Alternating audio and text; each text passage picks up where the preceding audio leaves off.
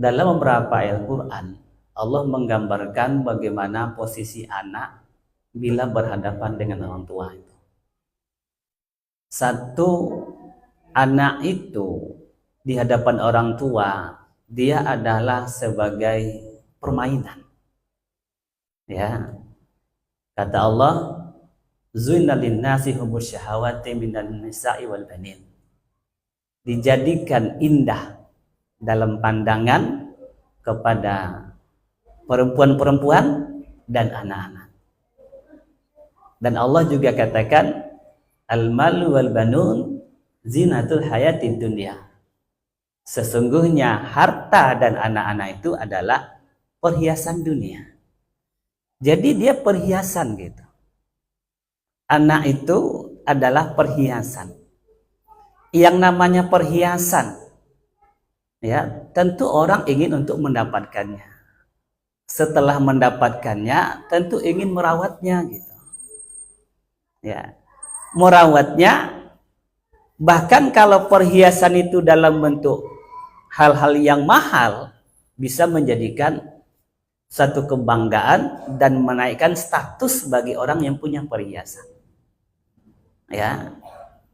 Ya, taruhlah orang yang punya perhiasan mahal akan berbeda dengan orang perhiasan yang tidak mahal. Nah, anak dalam hal ini Allah katakan dia sebagai perhiasan. Coba namanya orang perhiasan. Ya, dia akan bangga. Apalagi status perhiasan itu mahal. Anak, dia adalah perhiasan. Orang tuanya akan bangga dengan dia. Apalagi anaknya itu berkelas. Ya, anak itu berkelas. Bahkan kalau ada orang yang melamar anak kita, dia punya status, dia punya pekerjaan, ya, maka orang sebahagian dengan kesombongan dia tak akan segan-segan, kamu bawa apa, modal apa melamar anak saya. Kenapa? Dia adalah statusnya perhiasan, Pak. Tapi ingat, yang namanya perhiasan itu dia adalah permainan, yang namanya permainan tidak ada yang kekal. Maka Allah katakan al-malu wal banun, ya, harta dan anak-anak itu apa? Dia adalah perhiasan dunia, bukan perhiasan akhirat. Namanya dunia tidak ada yang kekal. Itu yang pertama. Maka boleh ambil perhiasan, tapi ingat, jangan terlena dengan perhiasan itu. Ya. Yang kedua, posisi anak dalam bila berhadapan dengan orang tua, dia sebagai fitnah. Dia sebagai ujian atau fitnah. Maka Allah katakan, "Innama amwalukum wa auladukum fitnah." Sesungguhnya harta dan anak-anak kalian itu adalah fitnah. Cobaan. Dia adalah ujian. Yang namanya cobaan ini, dia akan menjadi batu sandungan bagi kita, dan dia juga sekaligus bisa menjadi faktor pendukung bagi kita. Namanya cobaan. Ya.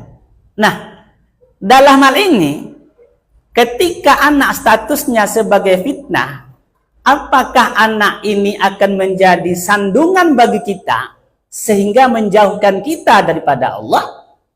Karena Allah katakan, la tulhikum amwalukum wa la auladukum an zikrillah.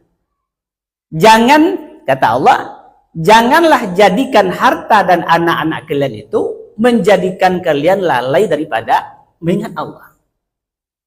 Ketika seseorang, orang tua yang menjadikan batu sandungan anak baginya, dia besok akan sengsara. Ada enggak anak yang membawa kepada kemaksiatan? Ya, saya contohkan begini, Pak. Bapak orang mampu, ibu orang mampu. Anak masuk kerja. Kerjanya itu luar biasa, status sosialnya tinggi, Pak. Pulang tes, anak bilang sama kita orang tua, "Bapak, alhamdulillah saya lulus bekerja, Pak. Gajinya sekian. Udah terbayang gajinya sekian." Tapi kata anak tuh, "Pak, walaupun sudah lulus, ada satu lagi dimintanya, Pak." "Apa?" dia bayar. Bayar itu sogo apa enggak? Hah? Sogo apa enggak? Kira-kira apa yang kita lakukan? Ini anak udah lulus nih, gaji sudah dibilangkan besar, tapi yang terakhir dia mesti bayar. Nah, di sini akan menjadi cobaan dan ujian loh. Apakah kita akan terjerumus dalam kemaksiatan atau kita mampu bertahan? Nah, maka Allah katakan dia ujian. Ujian anak ini adalah ujian, dia sebagai amanah, yang mana yang namanya ujian cobaan, dia akan menjadi batu sandungan bagi kita, ya, akan berhadapan dengan Allah, sehingga kita lalai, atau dia akan menjadi faktor pendukung. Inilah dia anak. Dia anak. Dia akan menjadi fitnah. Maka Allah katakan, sesungguhnya harta dan anak-anakmu itu adalah fitnah, ujian. Banyak orang terjerumus karena anak. Maka Allah katakan, kul inkana aba'ukum wa abna'ukum. Katakanlah, jika bapak-bapak kamu, anak-anak kamu, lompat kita ayatnya, kita tinggalkan lainnya, kata Allah, ahabba ilaikum minallahi wa rasulih jihadin fisabilillah.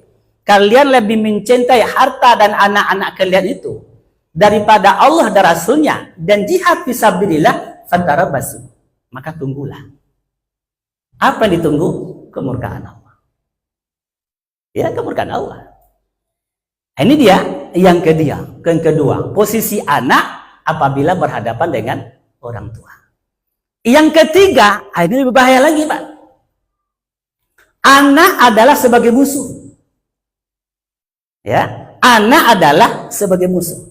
Maka Allah katakan, ya ayyuhallazina amanu, wahai orang-orang beriman, kata Allah, inna min azwajikum, sesungguhnya istri atau pasangan kamu, wa auladikum, dan anak-anak kamu itu aduwwal lakum, adalah musuh bagimu. Fahzaruhum, maka berhati-hatilah kalian. Ya, namanya musuh. Keinginan musuh apa? Terhadap lawannya.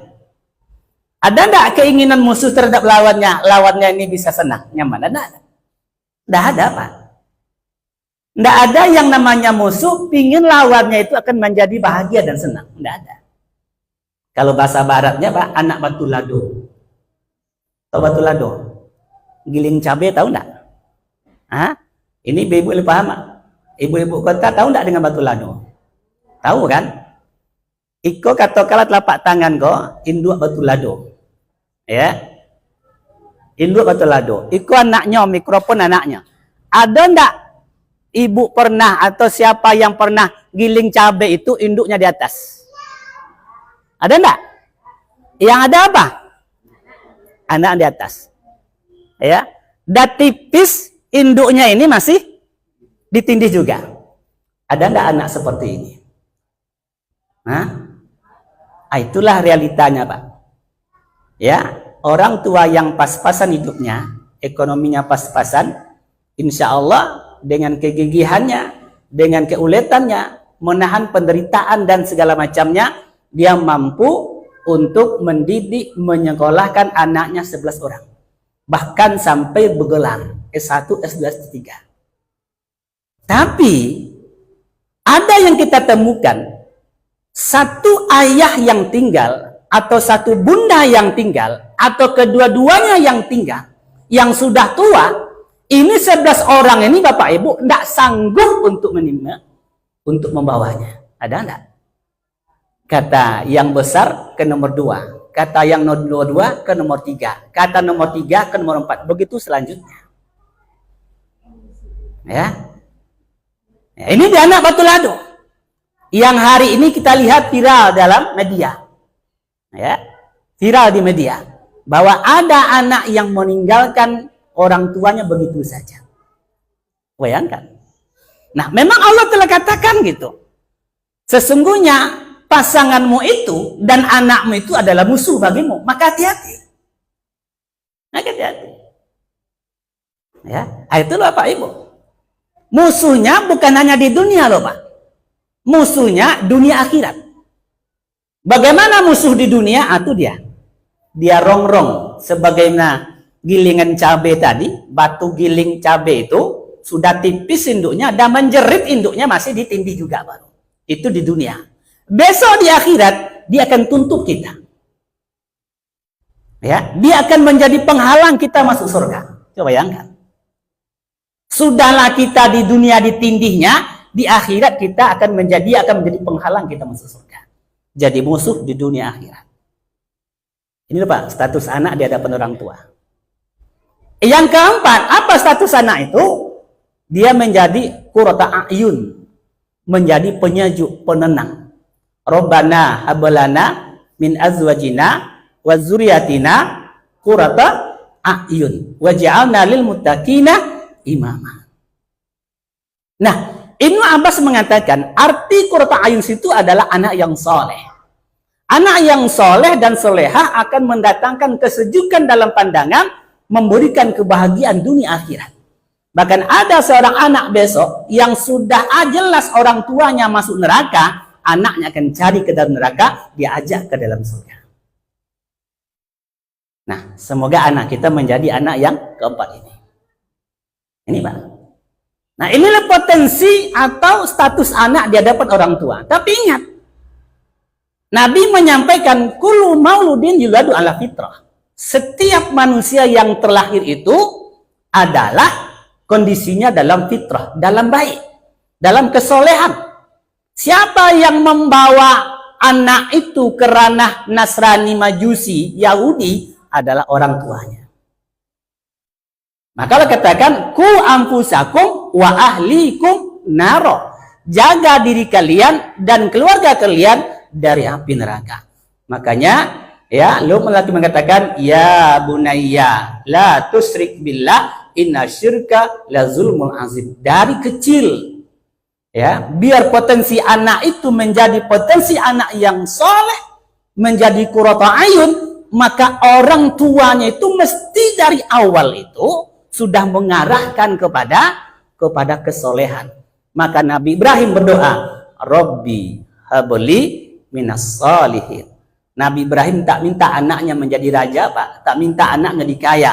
Yang diminta oleh Nabi Ibrahim, anaknya menjadi anak yang soleh. Kalau Allah sudah pandang anak itu soleh, wallahi demi Allah, dia akan selamat dunia akhirat dan bahkan menyelamatkan dunia akhirat. Tapi realita hari ini, ada di antara anak yang aku muslim menjadi anak batu lado. Ya, bahkan sedang rukuk, sedang sujud malah dipukul. Na'udzubillah min zalik. Tapi tidak ada kata terlambat. Kita sebagai orang tua bersangka baiklah kepada anak, jangan anak dicaci dan dimaki. Doalah kepada anak, kepada Allah terus agar anak kita menjadi qurrata a'yun. Subhanaka wa bihamdik asyhadu an la ilaha illa anta astaghfiruka wa atubu ilaik. Assalamualaikum warahmatullahi wabarakatuh.